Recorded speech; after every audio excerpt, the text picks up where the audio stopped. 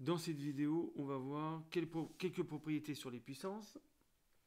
Donc, la définition d'une puissance. Alors, tout dépend si n est positif ou négatif. Si n est positif, si n est un entier positif, a puissance n, c'est a fois a n fois. Et a puissance moins n, donc moins n est négatif, c'est 1 sur a puissance n. C'est l'inverse de a puissance n. Et par définition, a puissance 0 égale 1. Donc, on va essayer de calculer, vous allez essayer de calculer ces premiers nombres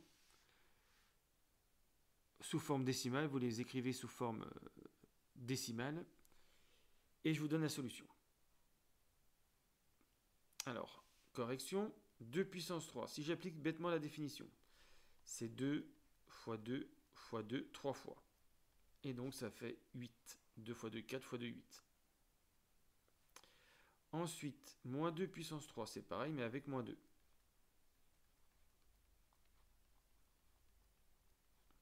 Et donc, moins 2 par moins 2, ça fait 4. Les moins s'en vont, mais par moins 2, ça fait moins 8.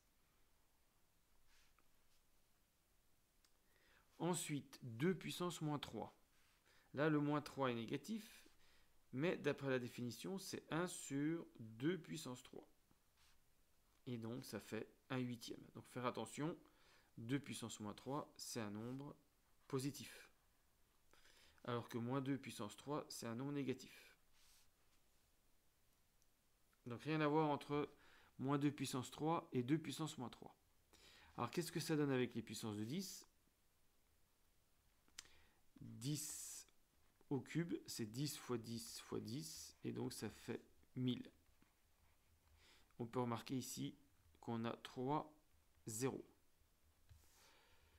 C'est comme ça qu'on reconnaît rapidement les puissances de 10. Alors, un peu plus compliqué pour 10 puissance moins 4, j'applique toujours cette définition. C'est 1 sur 10 puissance 4. Donc 1 divisé par 10 000. 10 fois 10 fois 10 fois 10.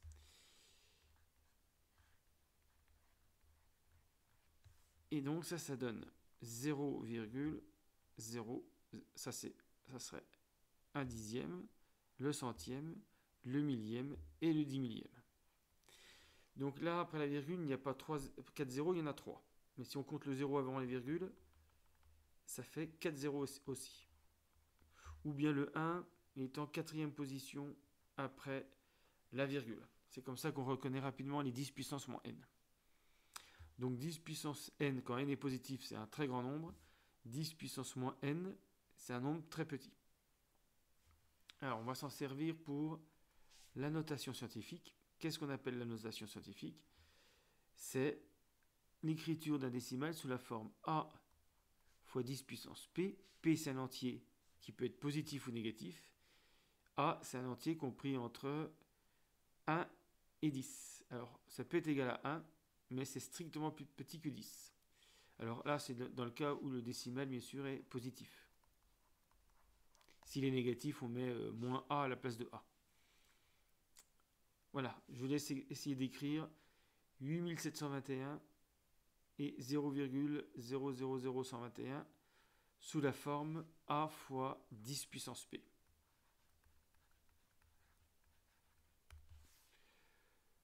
Alors, correction, 8721. Donc il faut trouver a entre 1, donc ça ne commence pas par 0. Donc la seule possibilité, c'est de prendre 8. Si je prends 87, j'ai dépassé 10. Donc je m'arrête à 8,721.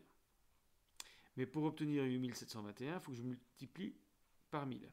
Et 1000, c'est 10 puissance 3.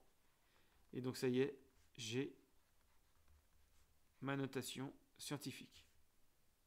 Quand le nombre commence à être grand, le 10 puissance n avec n positif. Voilà ce qu'on appelle la notation scientifique de 8721. Même chose avec le suivant. Alors si je mets la virgule ici, je me retrouve avec 1,21. Mais pour déplacer la virgule de 4 rangs vers la gauche,